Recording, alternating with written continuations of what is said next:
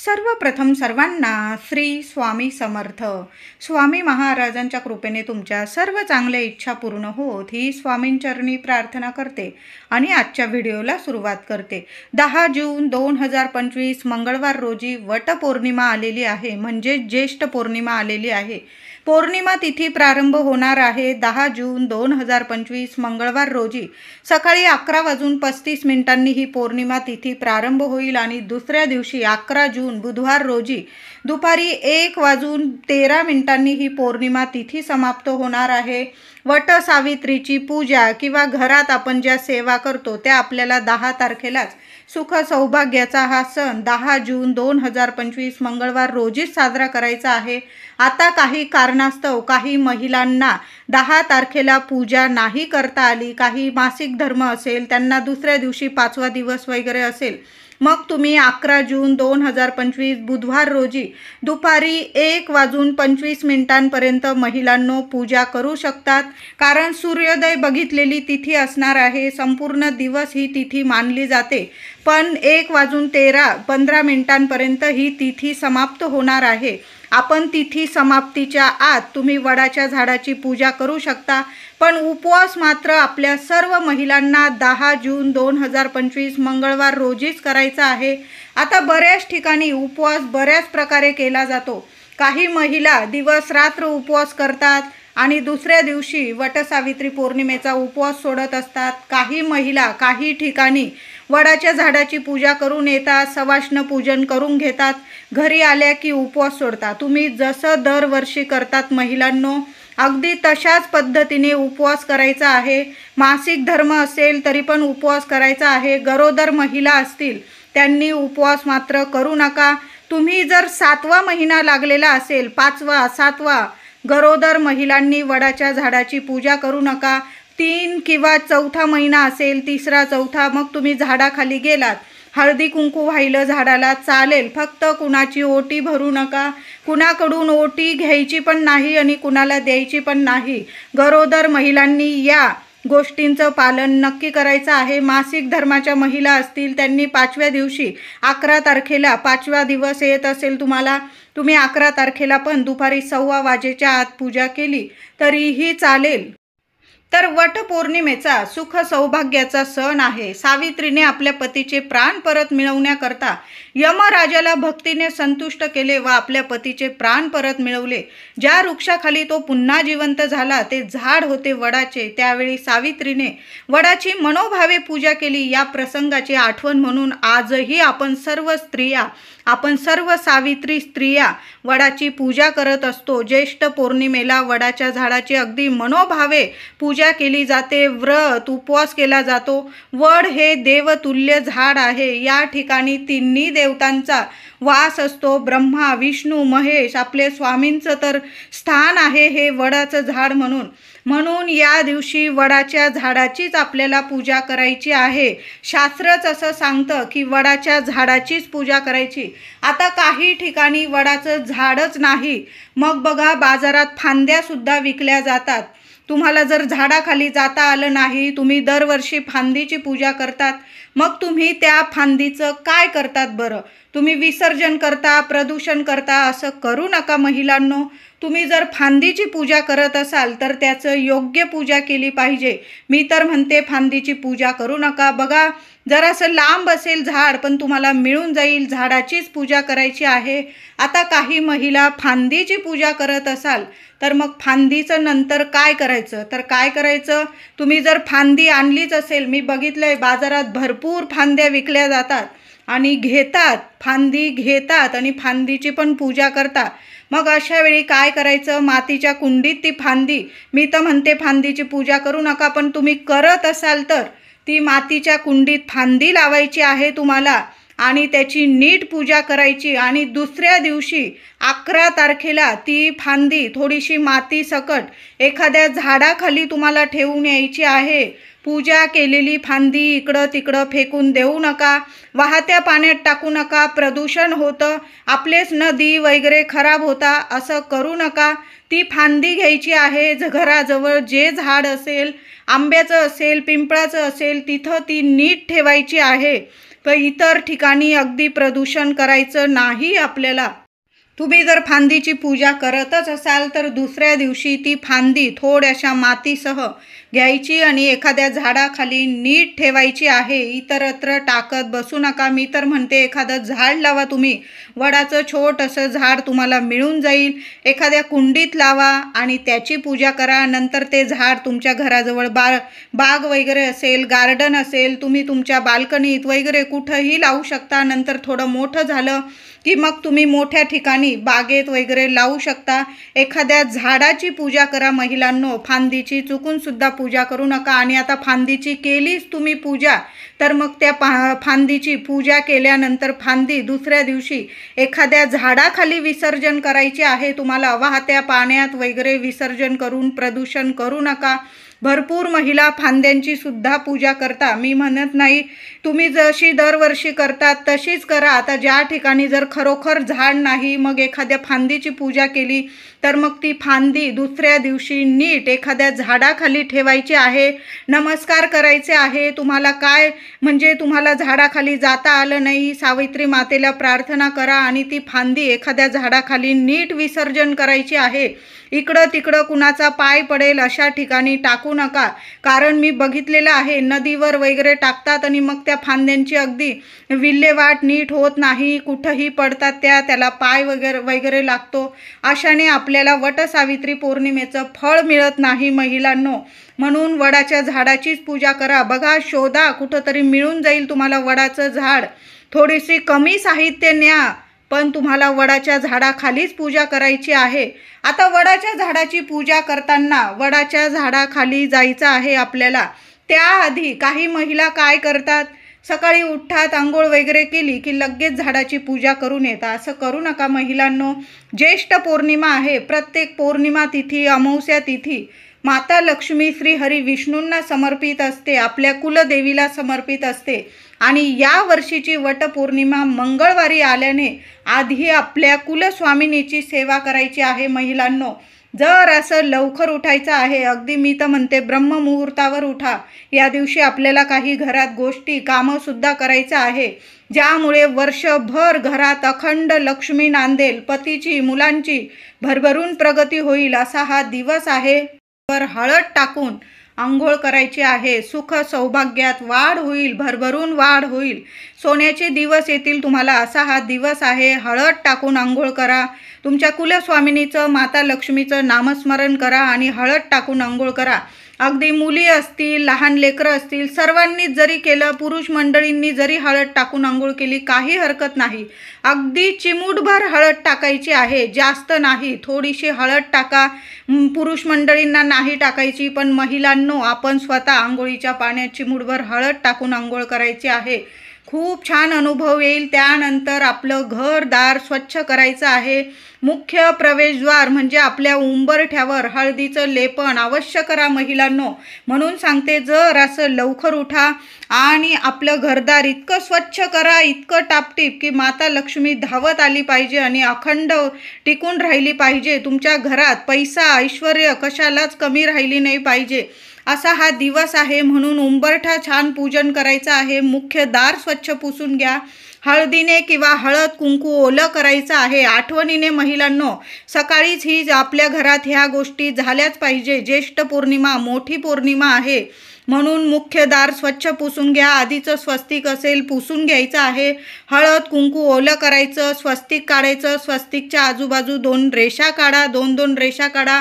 आंब्याची 5 पानं असेल किंवा एखादी आंब्याच्या पानांची डहाळी असेल स्वच्छ धुवून घ्या आणि आपल्या मुख्य दारावर 5 पानं का होईना आंब्याची जरूर लावा. खूप मंगलदायी ठरणार आहे. 1 शुभ स्वस्तिक आणि 5 आंब्याची पानं आपल्या मुख्य प्रवेशद्वारावर नक्की लावा. हळद कुंकू वाहून आपल्या उंबरठ्याची पूजा करा. माता लक्ष्मीला प्रार्थना करा, हे माता लक्ष्मी, आज ज्येष्ठ पौर्णिमा आहे, माझ्या घरात ये, अखंड टिकून राहाय, माझ्या घरात माझ्या लेकरा बाळांची, माझ्या पतिदेवांची भरभरून प्रगती होऊ दे, कशाला कमी पडू देऊ नको. हे अष्टरूपी माता लक्ष्मी माझ्या घरात अखंड वास कर, असं बोलून तुम्हाला माता लक्ष्मीची प्रार्थना करायची आहे. आणि मग आपल्या देवघरातील देवांची सुद्धा पूजा करायची आहे. कुलदेवीचा टाक असेल, माता लक्ष्मीची मूर्ती, श्रीयंत्र, सर्व देवी देवतांना दुधाने किंवा पंचामृताने अभिषेक करून मग स्थापन करायचं आहे. ही पूजा करताना सुद्धा मळके किंवा फाटलेले तुटलेले कपडे घालू नका महिलांनो. स्वच्छच कपडे घालायचे आहे. या दिवशी छान अशी देवाऱ्यात देवांची पूजा करा. माता लक्ष्मीला तुमच्या कुलदेवीच्या टाकावर कुंकुमार्चन करायचं आहे. मंगल कलश असेल, मंगल कलश भरून घ्या. छान अशी देवांची पूजा करा. माता लक्ष्मीची किंवा तुमच्या कुलदेवीची आंबा आणि गव्हाने ओटी भरायची आहे. तुम्ही बाकी दुसरी ओटी नाही भरली, खण नारळ वगैरे तरीही चालेल, पण या दिवशी आंबा आणि गव्हाच्या ओटीला खूप महत्त्व आहे. एखाद्या वाटीत किंवा ताटलीत आंबा घ्या एक आणि मुठभर गहू घ्या. माता लक्ष्मीची तुमच्या कुलदेवीची ओटी भरायची आहे. नंतर तुळशी मातेजवळ सुद्धा एखाद्या ताटलीत किंवा वाटीत एक आंबा मुठभर गहू ठेवा. तुळशी मातेची पूजा करा. साक्षात लक्ष्मी आहे, सवाष्ण माता आहे, म्हणून तिची ओटी भरा. अशी छान पूजा करून आधी आपल्या कुलदेवीची, आपल्या तुळशी मातेची ओटी भरायची. आता काही महिलांना प्रश्न पडतो, मग या ओट्या भरल्या, मग तो आंबा गहू काय करायचं? तर तुम्ही तो आंबा स्वतःसुद्धा, तुळशी जवळील आंबा आपल्या लेकरांना पण तुम्ही खायला देऊ शकता नंतर संध्याकाळी वगैरे. आणि देवघरात ओटी भराल तुम्ही कुलस्वामिनीची, तुम्ही तो आंबा स्वतः खा. उपवास सोडताना तुम्ही तो आंबा खाल्ला स्वतः आणि गहू डब्यात टाकून दिले तुम्ही तरीही चालेल. धनधान्याला तुम्हाला कशाला कमी पडणार नाही. पण आधी आपल्या कुलदेवीची ओटी भरा, तुळशी मातेची ओटी भरा. काही महिलांना महिला मिळत नाही ओटी वगैरे भरायला झाडाखाली वगैरे, किंवा घरात तुम्ही पूजा करत असाल, आधी साक्षात आपल्या कुलदेवीची ओटी भरा, आपल्या तुळशी मातेची ओटी भरा. अगदी इतक्या 9 देवींची ओटी भरल्याचं तुम्हाला पुण्य फळ लाभणार आहे. तुम्हाला महिला मिळाल्या तर मी म्हणते ओटी भरा त्यांची, गहू आंब्याने ओटी भरा. काही ठिकाणी फणस वगैरे देण्याची प्रथा आहे. काही ठिकाणी 5-5 मणी ओवून वगैरे दोऱ्यात ओवून सुतात ओवून देण्याची प्रथा आहे. तुम्ही जशा पद्धतीने दरवर्षी महिलांची ओटी भरतात तशाच पद्धतीने भरायची आहे. पण महिलांनो, आधी वडाच्या झाडाखाली जाण्याआधी आपल्या घरात ही सेवा करा आपल्या देवी आईची, तुळशी मातेची, आणि मगच आपल्याला वडाच्या झाडाखाली जायचं आहे. वटपौर्णिमेच्या दिवशी छानसा शृंगार करून महिलांनी वडाच्या झाडाखाली जाऊन पूजा करायची आहे. घरात जरी पूजा करत असाल झाड वगैरे लावून, तर तुम्ही छानसा शृंगार करायचा आहे. एक दिवस स्वतःसाठी महिलांनो जरूर काढा. आपण रोजच कामं करत असतो, पण एक दिवस स्वतःसाठी नक्की काढा. पतिदेवसुद्धा बघत राहतील अशा छान तयार व्हा आणि छानसा शृंगार. हिरव्या कलरची साडी घाला, लाल, पिवळ्या, निळ्या, ऑरेंज, गुलाबी, जांभळ्या, मोरपिशी अशा सुंदर शुभ कलरच्या साड्या घालायच्या आहे महिलांनो. छान असं नाकात नथ असेल तुमच्याकडं, छान नथ घाला. टिकली, बांगडी, जोडवी, कानातले, बांगड्या, पैंजण वगैरे असतील, छान अशा लक्ष्मी स्वरूप तयार होऊन आणि मग वडाच्या झाडाची पूजा करायची आहे. सुंदर दिवस आहे, सुख सौभाग्याचा दिवस आहे. स्वतःसाठी वेळ नक्की काढा महिलांनो. छान असा साज शृंगार करा आणि मग वडाच्या झाडाची पूजा करायची आहे. वर्षातून एकदाच हा दिवस येतो. स्वतःसाठी नक्की वेळ काढा. हातात हिरव्या रंगाच्या काचेच्या बांगड्या जरूर घाला महिलांनो. आधीच्या असतील 4 दिवसात वापरलेल्या, किंवा कुठं गेला असाल सुतकात वगैरे, काढून टाका. नवीन बांगड्या घ्या, डझनभर बांगड्या घ्या. या दिवशी हिरव्या काचेच्या बांगड्यांना खूप मान आहे. बघा महिलांनो, जेव्हा आपलं लग्न होतो आपण हिरवा चुडा भरत असतो, तेव्हा कुलदेवी आईची आपण जेव्हा ओटी भरतो त्यात सुद्धा हिरवा आपण हिरव्या बांगड्या ठेवत असतो. हिरवा रंग आपल्या कुलस्वामिनीला, माता लक्ष्मीला प्रिय आहे. बहरलेला सुख सौभाग्याचं प्रतीक आहे हिरवा रंग. म्हणून हिरव्या बांगड्यांना खूप मान आहे. हरतालिका असू द्या, वटपौर्णिमा, या 2 सणाला तरी सुख सौभाग्याचे हे सण असतात, वटपौर्णिमा, हरतालिका. म्हणून हिरव्या रंगाच्या बांगड्या आवर्जून घाला. नाही जास्त घालतायत 2-2 घाला. वडाची पूजा करेपर्यंत तरी हातात हिरव्या रंगाच्या बांगड्या जरूर असू द्या. वडाच्या झाडाखाली पूजेला जाताना महिलांनो छान असं स्वतःचं ताट तयार करून घ्यायचं आहे. ताटात विड्याची पानं, किमान 2 विड्याची पानं तरी नक्की घ्या. वडाच्या झाडाखाली आपल्याला सुपारी मांडून गणपती बाप्पाची स्थापना पूजा करायची आहे. 2 विड्याची पानं, 1 सुपारी. तुम्हाला पूजेची पुडी बाजारात मिळून जाईल. त्या पुडीत सर्व काही असतं. गळसरी, हिरव्या बांगड्या, खारी, खोबरं, हळकुंड वगैरे सर्व असतं त्या पुडीत. ती एक पुडी लागणार आहे तुम्हाला. कापसाचं वस्त्र, 11 किंवा 21 मण्यांचं कापसाचं वस्त्र घ्यायचं आहे. दूध, थोडं पाणी, हळदी, कुंकू, फुलं, एखादं फळ. आपण आंबे तर नेणारच आहोत. तुम्ही 5 बायकांच्या ओट्या भरणार असाल, 5 आंबे ते, आणि आपल्या माता सावित्रीची ओटी भरायला 1 आंबा, असे 6-7 आंबे तुम्हाला लागणार आहे. चांगलं पातेलभर गहू घेऊन जायचं आहे. एखादा पीस घेणार असाल तुम्ही, ब्लाऊज पीस, तर त्यावर ओटी ठेवणार असाल तर एखादा ब्लाऊज पीस लागणार आहे. हिरव्या काचेच्या किमान 5 बांगड्या तरी नक्की घ्या सावित्री मातेच्या ओटीत ठेवायला. किंवा आपण जी पुडी ठेवतो त्यात तर सर्वच काही साज शृंगाराचं म्हणजे हिरव्या बांगड्या असतात, गळसरी, काळ्या मण्यांची गळसरी असते. तुम्ही जशा पद्धतीने ताट तयार करतात दरवर्षी तशाच पद्धतीने करायचं आहे. वडाच्या झाडाखाली गेल्यानंतर प्रथम गणपती बाप्पाची स्थापना करायची आहे. दिवा लावून घ्यायचा आहे. दिव्याशिवाय कुठलीच पूजा पूर्ण होत नाही. तुम्ही पूजा करा किंवा नका करू, या दिवशी महिलांनो वडाच्या झाडाला जरूर हात लावायचा आहे, स्पर्श करा. माता सावित्रीला प्रार्थना करा. आपल्या तिन्ही देवांना म्हणजे ब्रह्मा, विष्णू, महेश, आपल्या स्वामींचं स्थान आहे. दत्तगुरु महाराजांना आपण प्रार्थना करायची आहे. तुमचं अखंड सुख सौभाग्य तुम्हाला लाभो अशी प्रार्थना करायची आहे. आरोग्य लाभो पतिदेवांना, अशी मुलाबाळांची प्रगती हो, घराचं गोकुळ हो, असं तुम्हाला वडाच्या झाडाखाली प्रार्थना करायची आहे. छान अशी पूजा करायची आहे. गणपती बाप्पांची पूजा करा. दिवा वगैरे लावून, दुर्वा नेलेले असतील गणपती बाप्पांना, दुर्वा, फुलं अर्पण करा. वडाच्या झाडाला तुम्हाला दूध अर्पण करायचं आहे. थोडंसं दूध अर्पण करा, पाणी अर्पण करा, हळदी कुंकू फुलं वाहून पूजा करा. तुम्ही कापसाचं वस्त्र नेलेलं असेल ते अर्पण करायचं आहे. सावित्री मातेची तुम्हाला पिसावर ओटी ठेवायची आहे. तुम्ही पीस वगैरे नेला नसेल, एखादे पान असेल, कागद असेल, त्यावर मूठभर गहू आणि 1 आंब्याची ओटी भरायची. ओटीची सुद्धा, झाडाची पूजा केल्यानंतर ओटीची सुद्धा पूजा करा. सावित्री मातेला प्रार्थना करायची आहे. तुम्हाला तुमच्या मनात जी इच्छा असेल ती सावित्री मातेला बोलायची आहे आणि मनोभावे वडाच्या झाडाची पूजा करायची आहे. आणि वडाला 7 वेळा सूत गुंडाळायचा आहे. काही ठिकाणी 3 फेऱ्या मारतात, काही ठिकाणी 5, काही ठिकाणी 7, काही ठिकाणी 21 सुद्धा फेऱ्या मारतात. महिला तुम्ही जशा पद्धतीने दरवर्षी करतात 7 वेळा सूत गुंडाळायचा आहे फेऱ्या मारून. आणि तो सूताची गुंडी तोडत बसू नका महिलांनो.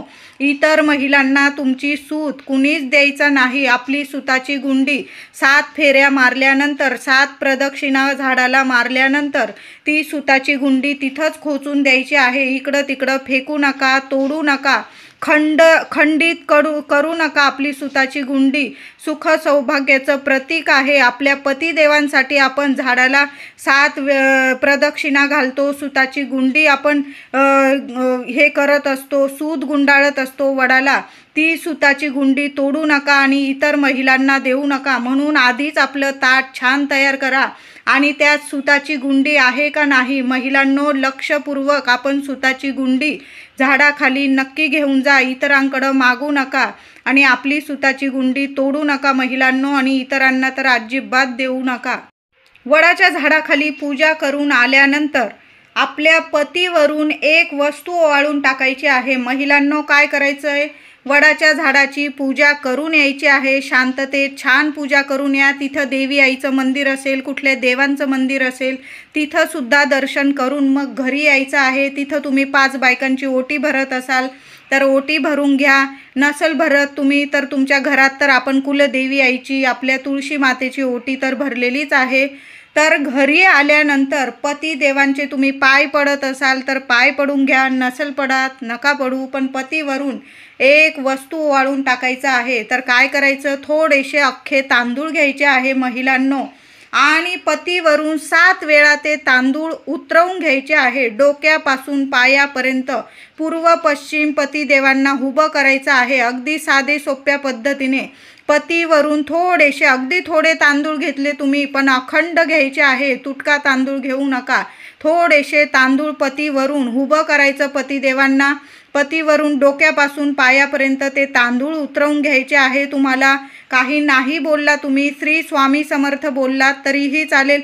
आणि चारही दिशांना तुम्हाला ते थोडे थोडे 4-4 दाणे जरी टाकून दिले ना, चारही दिशांना ते दाणे, तांदळाचे दाणे उतरवल्यानंतर तुम्हाला टाकून द्यायचे आहे. यामुळे पतीला कधीच कुणाची दृष्ट लागणार नाही. काही अडीअडचणी असतील तुमच्या पतिदेवांना, लगेच नष्ट होतील. चारही दिशांनी पतिदेवांची भरभरून प्रगती होईल, असा हा वटपौर्णिमेचा दिवस आहे. पतिदेवांवरून थोडेसे तांदूळ नक्की उतरवून घ्या आणि तिथंच उभ्या उभ्या 4-4 दाणे चारही दिशांना टाकून द्यायचे आहे. कुठं पडतात, घरात पडलेत पडू द्या, नंतर तुम्ही झाडून कचऱ्यात वगैरे टाकले काही हरकत नाही, पण चारही दिशांना ते दाणे, तांदळाचे दाणे उतरवल्यानंतर नक्की टाका.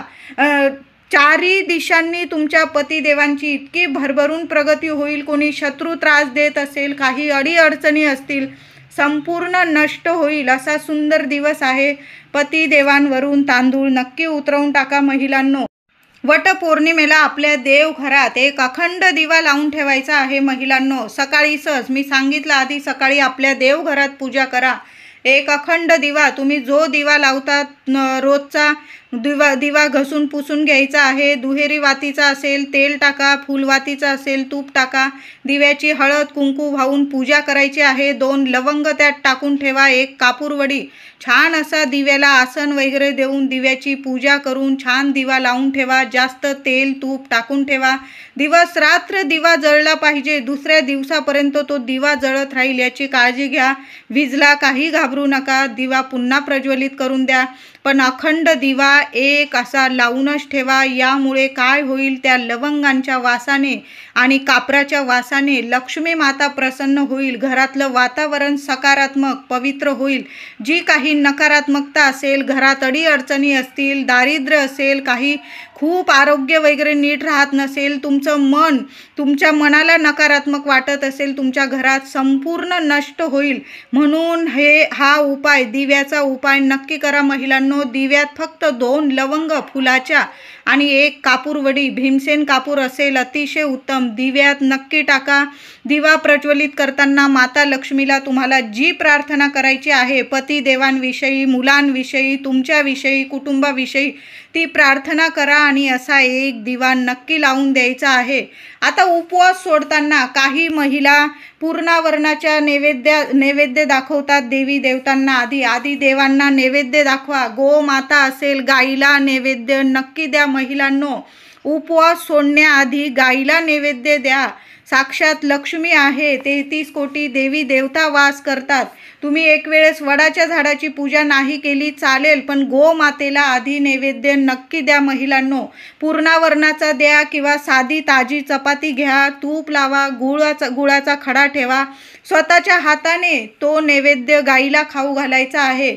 आता तुम्ही वडाच्या झाडाखाली गेलात आणि तिथंच तुम्हाला गाय दिसली, तर मग तुमच्याकडं चपाती नसेल, पुरणाची पोळी नसेल, जे गहू असतील तुमच्या हातात, मूठभर गहू घ्या आणि गोमातेला स्वतःच्या हाताने खाऊ घालायचा आहे. हळदी कुंकू लावा गोमातेला.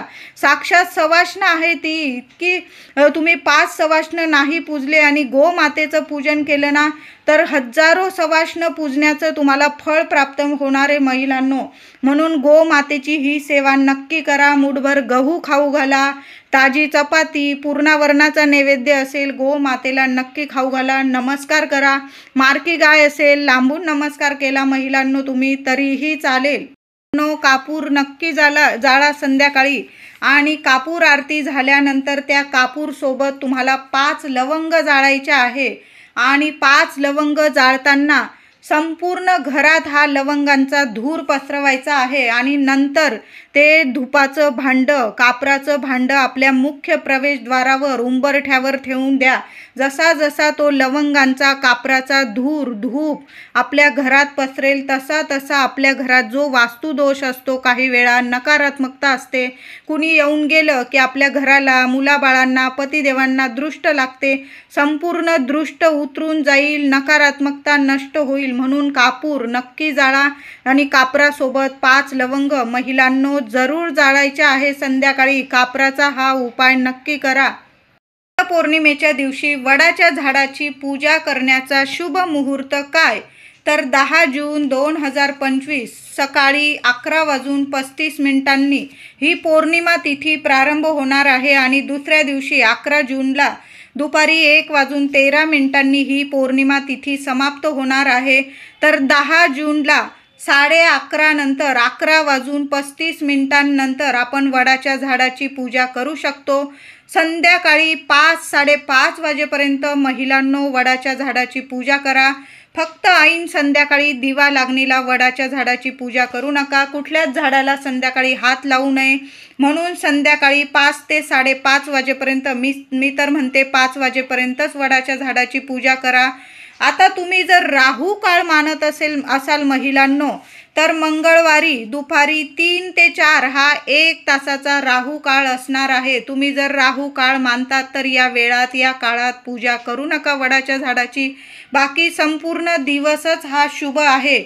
सकाळी 11:30 वाजेपासून संध्याकाळी 5:30 वाजेपर्यंत हा संपूर्ण दिवसच हा वटपौर्णिमेचा वडाच्या झाडाची पूजा करण्यासाठी शुभ आहे. तुम्ही राहू काळ मानतात तर दुपारी 3 वाजेपासून 4 वाजेपर्यंत 1 तासाचा हा कालावधीत या काळात पूजा करू नका. बाकी तुम्ही मानत नसाल राहू काळ तर मग हा काळ मानायची गरज नाही. ज्या महिला राहू काळ मानता, अशुभ काळ मानतात त्यांनी या वेळात पूजा करू नका. ज्या महिलांना 10 तारखेला पूजा करता येणार नाही, मासिक धर्म वगैरे असेल, तुम्ही 11 तारखेला दुपारी 1:15 वाजेपर्यंत महिलांनो पूजा करू शकतात. न्हावून धुवून घ्या, डोक्यावरून पाणी घ्या. 5वा दिवस येत असेल तर तुम्ही 11 तारखेला सुद्धा पूजा करू शकता. तुम्हाला शुभ मुहूर्त कळलाच असेल महिलांनो. सकाळी 11:30 वाजेपासून 10 जूनला सकाळी 11:30 वाजेपासून संध्याकाळी 5:30 वाजेपर्यंत संपूर्ण दिवस शुभ आहे. फक्त दुपारी 3 ते 4 हा राहूचा काळ सोडून द्यायचा आहे. बाकी तुम्ही दिवसभर छान अशी वडाच्या झाडाची पूजा करू शकता. आता वटपौर्णिमेची मी तुम्हाला अगदी महिलांनो थोडक्यात कथा सांगत आहे. या दिवशी कथा जरूर ऐका. तर वटसावित्री पौर्णिमेची थोडक्यात कथा. सावित्रीने सत्यवानाबरोबर विवाह केला. सत्यवानाला 1 वर्षाच्या अंती मृत्यू येणार असे नारद मुनींनी तिला सांगितले. नारदाने सांगितलेल्या दिवसाच्या पूर्व 3 दिवस तिने उपवास सुरू केले. तो लाकडे, फुले, फळे आणण्याकरता अरण्यात गेला असता सावित्री त्याच्याबरोबर गेली. ते वनातील शोभा पाहत पाहत चालले होते, पण सावित्रीचे मन मात्र जागेवर नव्हते. सत्यवानाने सर्व फळे गोळा केली. वाळलेली लाकडे तोडण्यासाठी तो झाडावर चढला. नंतर त्याला चक्कर यायला लागली. तो घाबरला. डोळ्यापुढे अंधार वाढू लागला. सावित्री पतीला म्हणाली, नाथ, आपण थोडा वेळ विश्रांती घ्या, म्हणजे आपणास बरे वाटेल. सत्यवान सावित्रीच्या मांडीवर डोके ठेवून झोपला. इतक्यात तिला समोरून एक दिव्य पुरुष येताना दिसला. क्षणात त्याने आपले मृत्यूपाश सत्यवानाचे प्राणहरण करण्याकरता टाकले. हे पाहून सावित्रीने त्या दिव्य पुरुषाच्या चरणावर मस्तक ठेवले. त्या दिव्य पुरुषाला नमस्कार केला व तिने विचारले की तुम्ही कोण आहात? तेव्हा तो पुरुष म्हणाला, मी प्राणहरण करणारा यमराज आहे. हे ऐकून सावित्री त्याच्या पाठोपाठ जाऊ लागली. ते पाहून यमराज म्हणाले, सावित्री, तू पतिव्रता आहेस, तू धार्मिक आहेस, तुझ्या पतिसेवेवर मी खूप प्रसन्न आहे. तेव्हा जे पाहिजे तो वर माग तू. तेव्हा तिने आपल्या पतीचे प्राण परत यावे असा वर मागितला व चमत्कार झाला. सत्यवान पुन्हा जिवंत झाला. सावित्रीची पतीवर किती निष्ठा आहे याची ही परीक्षा होती. ज्या दिवशी पतीचे प्राण तिला परत मिळाले आणि ज्या झाडाखाली तिच्या पतीचे प्राण परत मिळाले ते झाड होते वडाचे आणि तो दिवस होता ज्येष्ठ पौर्णिमेचा. म्हणून आपण सर्व सावित्री स्त्रिया, सवाशण स्त्रिया ज्येष्ठ पौर्णिमेला वडाच्या झाडाची मनोभावे पूजा करत असतो. आपल्या पतीला उदंड आयुष्य आरोग्य लाभावं म्हणून प्रत्येक सवाशण स्त्री आपल्या पतीच्या आयु आरोग्यासाठी वडाच्या झाडाची पूजा करत असते. व्हिडिओ आवडला असेल तुम्हाला तर लाईक करा, शेअर करा, चॅनलला कृपया सबस्क्राईब करा. धन्यवाद.